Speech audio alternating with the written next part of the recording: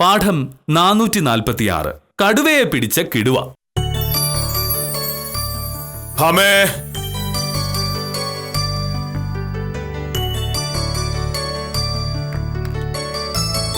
ആഹാ, മോഹനോട് നേരത്തെ റെഡിയായി. ഇതൊക്കെ പറ്റി?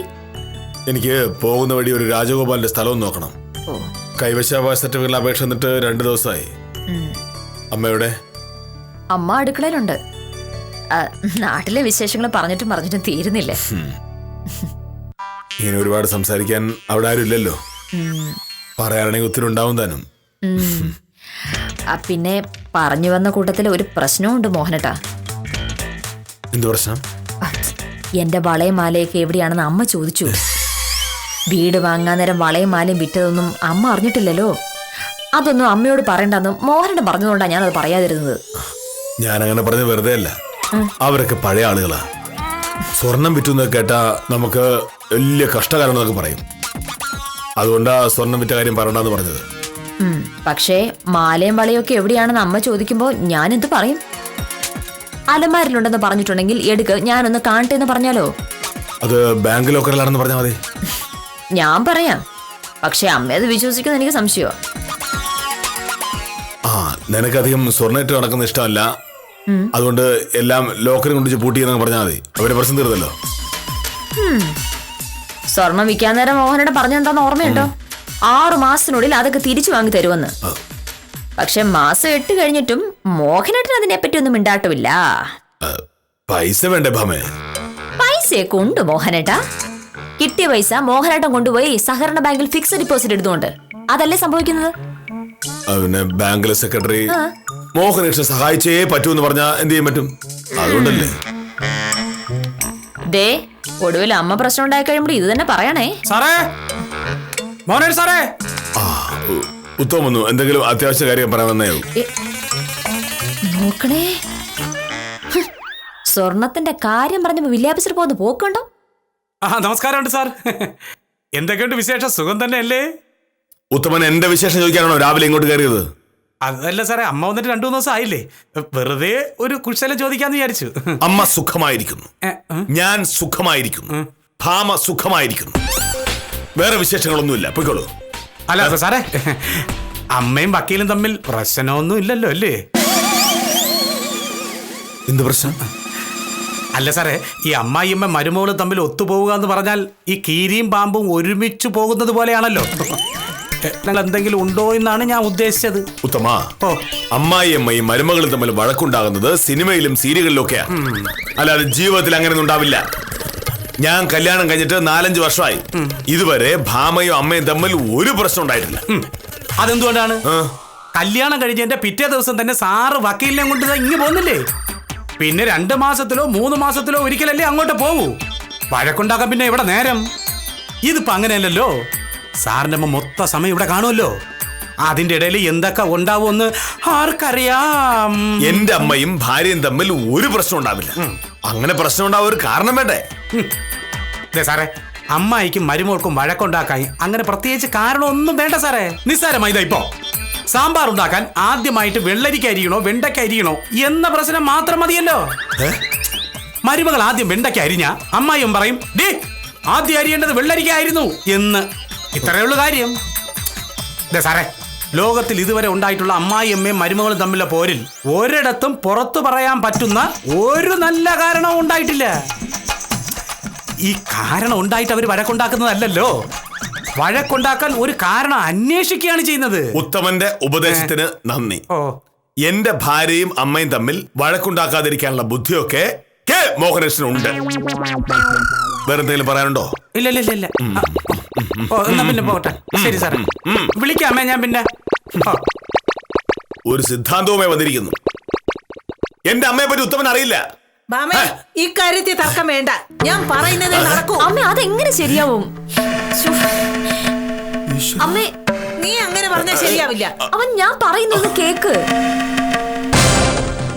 എനിക്കിതൊന്നും കേക്കണ്ട. നിങ്ങൾക്ക് പറയാൻ അങ്ങനെ പല ന്യായങ്ങളും കാണും. പക്ഷെ നാട്ടു നടപ്പെന്നൊരു കാര്യമുണ്ട്. അത് തെറ്റിക്കാൻ ഞാൻ സമ്മതിക്കുകയില്ല. അമ്മ ഇതിലിങ്ങനെ ദേഷ്യപ്പെടാൻ എന്താ ഉള്ളത്? ഇതൊക്കെ ഓരോരുത്തരുടെ ഇഷ്ടങ്ങളല്ലേ. അങ്ങനെ പറഞ്ഞ പോരല്ലോ. എല്ലാവരുടെ ഇഷ്ടത്തിന് ചെയ്യാൻ പറ്റില്ല ഭാമേ. നിന്റെ പ്രായത്തിലുള്ള ഒരു പെങ്കൊച്ച് കഴുത്തിലും കയ്യിലും ആവശ്യത്തിന് സ്വർണ്ണമില്ലാതെ നടന്നാൽ അതിന്റെ നാണക്കേട് നിനക്കല്ല, വീട്ടിലിരിക്കുന്നവർക്കാണ്. അങ്ങനെയല്ലമ്മേ, ഞാനൊരു വക്കീലല്ലേ. വക്കീലന്മാര് കയ്യിലും കഴുത്തിലും നിറയെ സ്വർണ്ണം ഇട്ടുകൊണ്ട് നടക്കുന്നത് ശരിയല്ല. ചില ജഡ്ജിമാരും മജിസ്ട്രേറ്റുമാരും ദേഷ്യപ്പെടാൻ പിന്നെ അത് മതി. ജഡ്ജിയും മജിസ്ട്രേറ്റും ഒക്കെ നിന്റെ കാര്യം അതൊന്നും എനിക്കറിയണ്ട. നിന്നെ കല്യാണം കഴിച്ചോണ്ട് വരുമ്പോ ആവശ്യത്തിന് സ്വർണം ഉണ്ടായിരുന്നല്ലോ. പെൺമക്കളെ കെട്ടിച്ചു വിടുമ്പോ അച്ഛനമ്മമാർ ആവശ്യത്തിന് സ്വർണം ഉണ്ടാക്കി തരുന്നതേ പെട്ടിയിൽ വെച്ച് പൂട്ടാനല്ല, ഇട്ടോണ്ട് നടക്കാനാ. ആഭരണങ്ങൾ അങ്ങനെ വീട്ടിൽ വെച്ചോണ്ടിരുന്ന വല്ല കള്ളനും കേറിയാലോ അമ്മേ.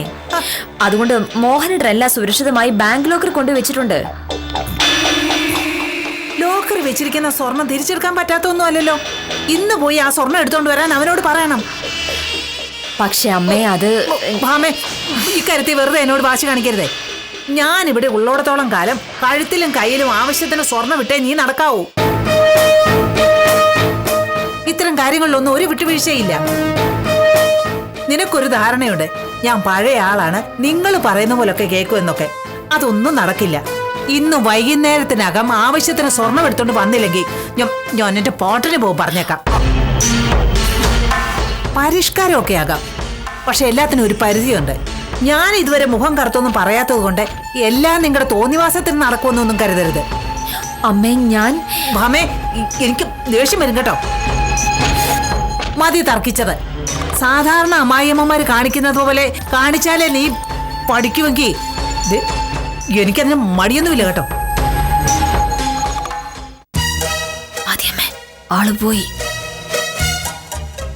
അവനെ അനുസരിപ്പിക്കാൻ ഇതൊക്കെയുള്ളൊരു വഴി. മര്യാദ പറഞ്ഞ കേൾക്കില്ലെങ്കിൽ ഇത്തരം കള്ളത്തരങ്ങളൊക്കെ കാണിക്കേണ്ടി വരും.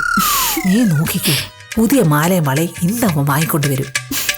എന്നാലും എന്റെ അമ്മയുടെ ബുദ്ധി ഞാൻ സമ്മതിച്ചു. ഞാൻ എത്ര നാളായിട്ട് പറയുന്നറിയോ, 2 വള വാങ്ങിത്തരാം. ആഹാ, അപ്പോഴൊക്കെ പറയും, ഭാമേ, ഈ സ്വർണം എന്നത് മനുഷ്യന് ഒരാവശ്യമില്ലാത്ത വസ്തുവാണ് എന്ന്. എന്തായാലും ഈ കണി വില്ലേജ് ഓഫീസർ വീണു. ഞാൻ പോയി നോക്കട്ടെ എന്താ പരിപാടിയെന്ന്. ഇതുവരെ പറഞ്ഞത് ഏറ്റില്ലെങ്കിൽ ബാക്കി കൂടി ഞാൻ ശരിയാക്കി തരാം.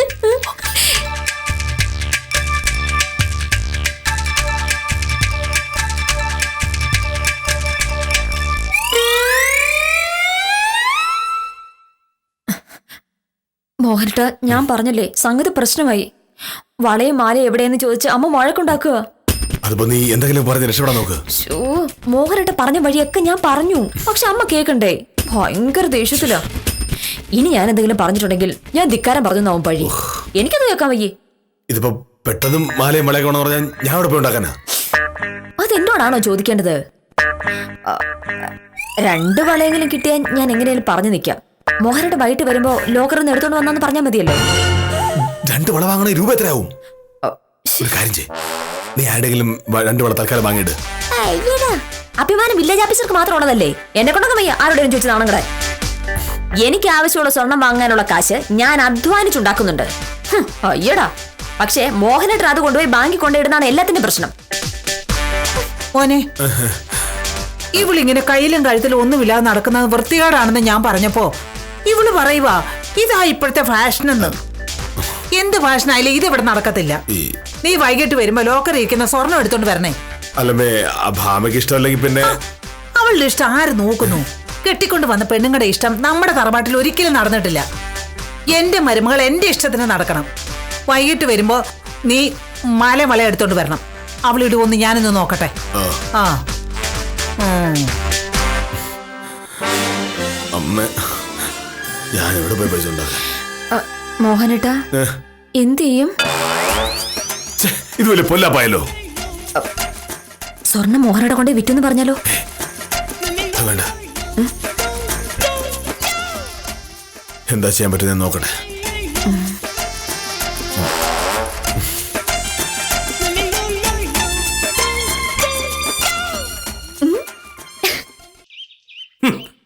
സാറേ, ഞാൻ അപ്പോഴേ പറഞ്ഞില്ലേ, അമ്മായി അമ്മയും മരുമോളും ആവുമ്പോ വഴക്കുണ്ടാവുന്നുള്ള കാര്യം ഉറപ്പാണെന്ന്. ഇപ്പൊ എന്തായി? സത്യത്തിൽ വക്കീലിന് സ്വർണ്ണമിട്ട് നടക്കണമെന്നുള്ള ആഗ്രഹം കൊണ്ടൊന്നും അല്ല അമ്മ ഇങ്ങനെ വാശി പിടിക്കുന്നത്.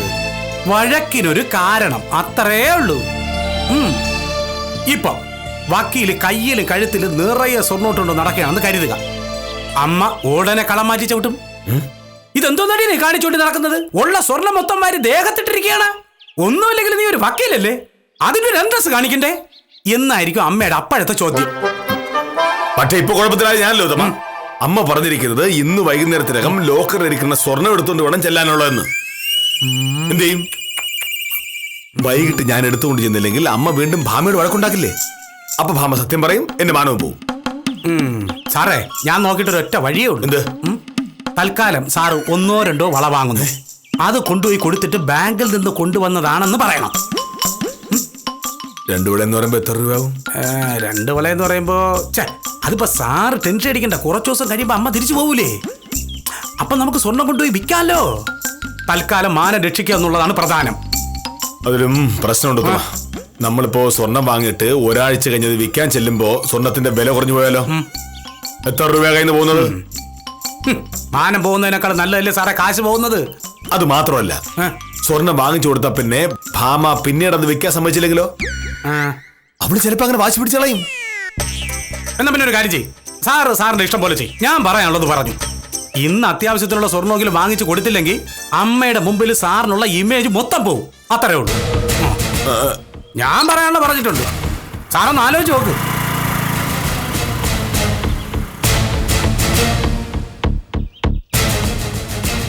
വലിയ കുടുക്കില്ല സാറ് ചെന്ന് വീണത്. ഇതിപ്പോ സാർ ആരുടെ പക്ഷത്ത് നിൽക്കും? അമ്മയുടെയോ അതോ വക്കീലിന്റെയോ? സാറേ, ഭൂമിയിൽ കല്യാണം കഴിച്ച സകല ആണുങ്ങൾ അനുഭവിക്കുന്ന ഒരു പ്രശ്നമായത്. അമ്മ ഒരു വശത്ത്, ഭാര്യ മറുവശത്തും. രണ്ടിലും ആരുടെ കൂടെ നിന്നാലും പ്രശ്നമാ. അങ്ങനെ അടച്ചാക്ഷേപിക്കരുത് ശിശുപാലൻ ചേട്ടാ. ഞാനും എന്റെ അമ്മയും തമ്മിൽ ഒരു പ്രശ്നമില്ലല്ലോ.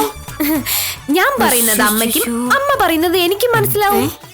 ആരുടെ കാര്യമോ കാഞ്ഞിന സാറി പറയുന്നത്? പ്രഹ്ലാദൻ ചേട്ടന്റെ അമ്മയെ കൊണ്ട് തോറ്റുവെന്നും ആ കിളയ്ക്ക് വിഷം വാങ്ങി കൊടുക്കുമെന്നും കഴിഞ്ഞ ആഴ്ചയോടെ കാഞ്ഞിന സാർ എന്നോട് പറഞ്ഞു. അത് ഞാൻ തമാശ പറഞ്ഞല്ലേ. അമ്മായിയമ്മയ്ക്ക് വിഷം വാങ്ങി കൊടുക്കുന്നതാണോ തമാശ? അത് കൊള്ളാലോ. വേറെ ഉണ്ട് സാറേ കാഞ്ചന സാറിന്റെ തമാശ. വീട്ടിൽ കാഞ്ചന സാറും അമ്മായി അമ്മയും തമ്മിലുള്ള വഴക്ക് കേട്ട് സഖി കേട്ട് ഗംഗാബാറി വന്നിരുന്ന് മൂക്കറ്റം കുടിച്ച് ബോധം പോയ പ്രഹ്ലാദനെ എത്ര പ്രാവശ്യം ഞാൻ വീട്ടിൽ കൊണ്ടുവിട്ടിരിക്കുന്നു. ശിശുപാലൻ ചേട്ടാ, വെറുതെ ആവശ്യമില്ലാത്ത കാര്യം പറയരുത്. ഞാൻ പറഞ്ഞ സത്യമല്ലേ? എന്റെ സാറേ, കേരളത്തിലെ ഒരു കുടുംബത്തിലും ഒരു അമ്മായിയമ്മയും മരുമകളും തമ്മിൽ പരസ്പരം സ്നേഹത്തോടെ കഴിഞ്ഞിട്ടില്ല. പുറത്തുനിന്ന് വരുന്നവരെയൊക്കെ കാണിക്കാൻ എന്തെങ്കിലുമൊക്കെ ഒപ്പിക്കും, സ്നേഹമാണെന്ന് നടിക്കും, അത്ര തന്നെ. ഇത് പക്ഷേ ഒരു സാധാരണ വഴക്കല്ലല്ലോ ശിശുപാല. അമ്മയ്ക്ക് സ്വർണം വേണമെന്ന് പറഞ്ഞിട്ടായിരുന്നു വഴക്കെങ്കിൽ പ്രശ്നമില്ലായിരുന്നു. ഭാമ സ്വർണമിടാതെ നടക്കുന്നു എന്നാണ് പ്രശ്നം ഇപ്പൊ. അത് മാത്രമല്ല, ഭാമയുടെ സ്വർണം വീട് വയ്ക്കാൻ നേരത്ത് വിറ്റ കാര്യം അമ്മയോട് പറഞ്ഞിട്ടുമില്ല. ഉള്ള കാര്യം അമ്മയോട് പറഞ്ഞാൽ തീരുന്ന പ്രശ്നമല്ലേ ഉള്ളൂ. അല്ലെങ്കിൽ തന്നെ ഇത്തരം കാര്യങ്ങൾ സ്വന്തം അമ്മയോട് പറയാൻ എന്തിനാ മടിക്കുന്നത്? അതിപ്പോ ഒരു പ്രത്യേക സാഹചര്യത്തിൽ ഒരു കള്ളം പറഞ്ഞു പോയില്ലേ, അതിപ്പോ വിനയായി. ഇതാ ഞാൻ പറയുന്നത്, ജീവിതത്തിൽ ഒരിക്കലും കള്ളം പറയരുതെന്ന്. ഇപ്പൊ മനസ്സിലായല്ലോ? ഞാനൊരു കാര്യം പറയുമ്പോ നിങ്ങൾക്ക് തമാശ, ഒടുവിൽ കുഴപ്പത്തിൽ ചെന്ന് ചാടുമ്പോ എല്ലാവരും പഠിക്കും. അതിപ്പോ കുഴപ്പത്തിൽ ചാടിയത് നമ്മളാണ്. കുഴപ്പത്തിൽ ചാടാനുള്ള ചാടിയല്ലോ.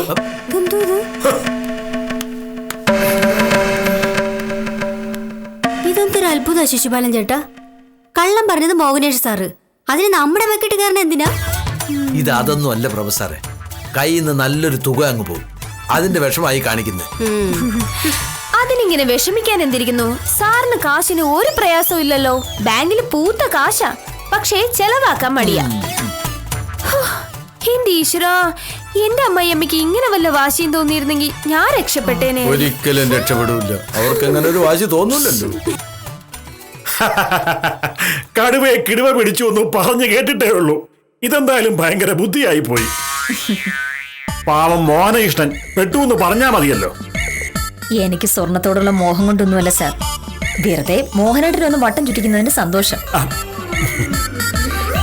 ഞാൻ കാര്യം പറഞ്ഞപ്പോ അമ്മയും എന്റെ കൂടെയും കൂടി ഒരു ഉഗ്രം വഴക്കങ്ങ് അഭിനയിക്കാം.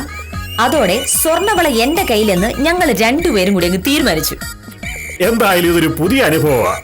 അമ്മായിയമ്മയും മരുമകളും കൂടി ഒത്തുകളിക്കുക, ഭർത്താവ് അറിയാതെ ഭാര്യയ്ക്ക് സ്വർണം വാങ്ങിക്കൊടുക്കുക. കൊള്ളാം. സത്യം പറയാലോ സാർ, അമ്മയൊരു പാവ. മോഹനേട്ടന്റെ പകുതി വാശിയും ദേഷ്യവും ഇല്ല. എന്നെ സംബന്ധിച്ചിടത്തോളം അമ്മായിമ്മേക്കാളും വലിയ പ്രതിസന്ധി മോഹനേട്ടൻ തന്നെയാ. അതൊക്കെ ഭാമയ്ക്ക് വെറുതെ തോന്നുന്നതാ. വർഷത്തിൽ ഒരിക്കലല്ലേ അമ്മ ഇവിടെ വന്ന് നിൽക്കുന്നത്, അതും 4-5 ദിവസം. അത് ഒരാഴ്ചയോ 2 ആഴ്ചയോ ആവുമ്പോൾ കാണാൻ സ്വഭാവം മാറുന്നത്. പകുതി വീട്ടിലും അമ്മായിയമ്മയും മരുമകളും തമ്മിൽ പ്രശ്നം ഉണ്ടാവുന്നത് സ്നേഹക്കുറവ് കൊണ്ടല്ല. പിന്നെ എന്നും തമ്മിൽ കാണുമ്പോൾ ഒരു വിലയും ഉണ്ടാവില്ല. വല്ലപ്പോഴും ഒരിക്കലാ കാണുന്നതെങ്കിൽ വഴക്കുണ്ടാക്കാൻ നേരം കിട്ടുകയുമില്ല. അമ്മ എത്ര ദിവസം താമസിച്ചാലും ഇങ്ങനെയൊക്കെ തന്നെ പെരുമാറുള്ളൂ സാർ. അല്ലെങ്കിൽ സ്വന്തം മോനെ പറ്റിക്കാൻ മരുമോളുടെ കൂടെ ഒരു വഴക്ക് അഭിനയിക്കാൻ ഏതെങ്കിലും അമ്മായിമ്മ നിൽക്കുവോ? നിങ്ങൾ തമ്മിൽ വഴക്കില്ലായിരുന്നുവെന്നും ഒക്കെ അഭിനയമായിരുന്നുവെന്നും മോഹനകൃഷ്ണൻ പിന്നീട് അറിയില്ലേ? അപ്പൊ എന്ത് ചെയ്യും? പിന്നെയൊന്നുമല്ല, ഇന്ന് വള കയ്യിൽ കിട്ടിക്കഴിഞ്ഞാൽ അപ്പൊ തന്നെ ഞാൻ സത്യം പറയും. ഒന്നാമത് മോഹനോട് കള്ളം പറയാൻ എന്നെ കൊണ്ട് പറ്റില്ല. എന്ത് കള്ളം പറഞ്ഞാലും വൈകുന്നേരത്തിന് മുന്നേ ഉള്ള സത്യം തുറന്നു പറഞ്ഞില്ലെങ്കിൽ എനിക്ക് ഉറക്കം വരില്ല. രണ്ടാമത് ഞാനും അമ്മയും തമ്മിൽ വഴക്കൂടിയെന്ന് അറിഞ്ഞപ്പോ തന്നെ മോഹനേട്ടന് സങ്കടമായിരുന്നു. അങ്ങനെ ഒരു വഴക്കില്ലെന്നറിഞ്ഞാൽ വലിയ സമാധാനാവില്ലേ മോഹനേട്ടന്? കൊള്ളാം, നിങ്ങള് 2 വിചിത്ര ജീവികൾ തന്നെ. ഭർത്താവിനെ പറ്റിക്കാനായി അമ്മായിയമ്മയുടെ കൂടെ കൂടി ആദ്യം ഒരു നാടകം, അത് കഴിഞ്ഞ് ഭർത്താവിന് വിഷമമാവുമല്ലോ എന്ന് കരുതി ഒരു കുറ്റസമ്മതം. കുറ്റസമ്മതം നടത്താനായി ഒരാൾ കുറ്റം ചെയ്യുന്നത് എന്റെ അറിവിൽ ആദ്യമായിട്ടാ.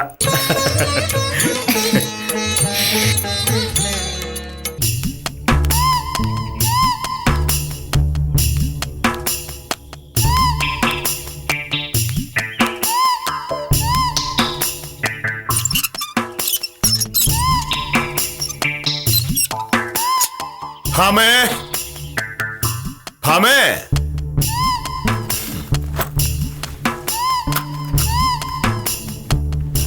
മോഹനേട്ടൻ എന്താ വൈകുന്നെന്ന് ഞാൻ ആലോചിക്കായിരുന്നു. എവിടെ പോയതാ? സ്വർണ്ണമാകെ തിരിച്ചു വരാൻ പറ്റുമോ? അമ്മ വള എവിടെ നോക്കുമ്പോ എന്ത് ചെയ്യും? ഞാൻ കൊണ്ടുപോയി വിറ്റാണെന്ന് നീ പറയുകയും ചെയ്യും.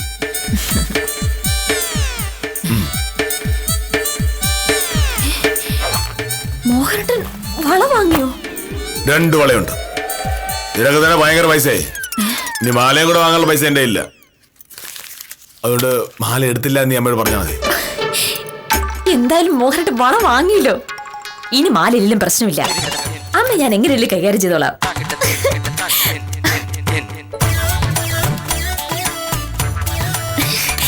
അമ്മേ ഇത് കണ്ടോ, 2 വള എങ്ങനെയുണ്ട്?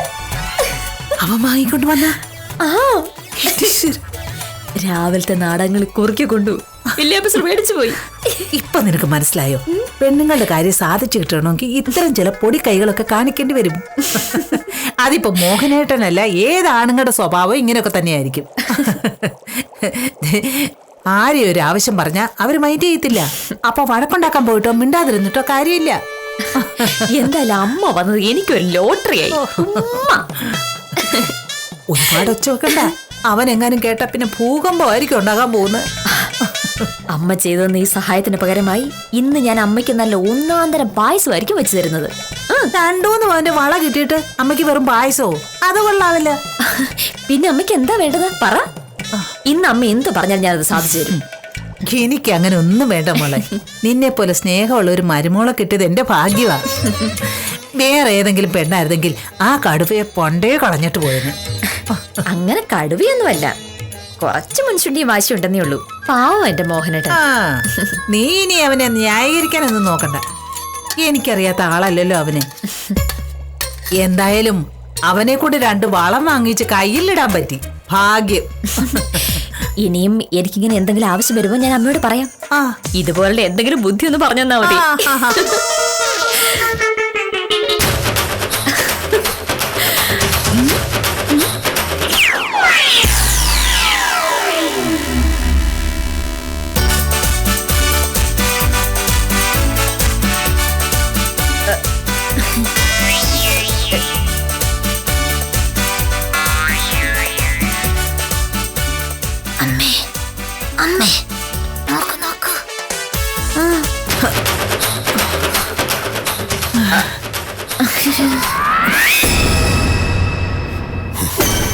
അയ്യോ,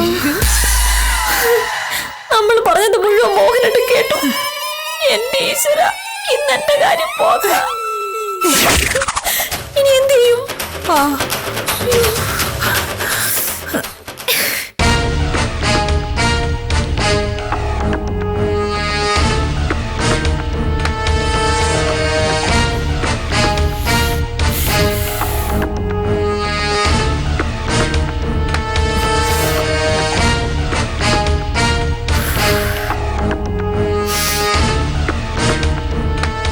മോഹനടാ,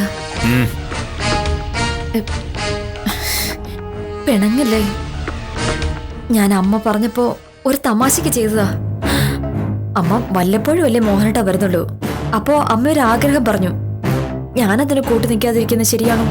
അമ്മയുടെ മാത്രം ആഗ്രഹമായിരുന്നില്ലല്ലോ, നിന്റെ ആഗ്രഹമായിരുന്നു. അമ്മ അതിന് കൂട്ടുന്നു. വള വാങ്ങണമെന്നുള്ള ആഗ്രഹം എനിക്കുണ്ടായിരുന്നുള്ളത് സത്യമാണ്. പക്ഷെ അമ്മ നിർബന്ധിച്ചുകൊണ്ടാ അങ്ങനെ ഒരു നാടകം കളിക്കാൻ കൂട്ടുനിന്നത്. പോട്ടെ, അതൊരു തമാശയായിട്ട് എടുത്താൽ മതി. സഹകരണ ബാങ്കിൽ കിടന്ന പൈസ എടുക്കേണ്ടി വന്നതിന്റെ വിഷമം മോഹനട്ടുണ്ടെന്ന് എനിക്കറിയാം. പോട്ടെ,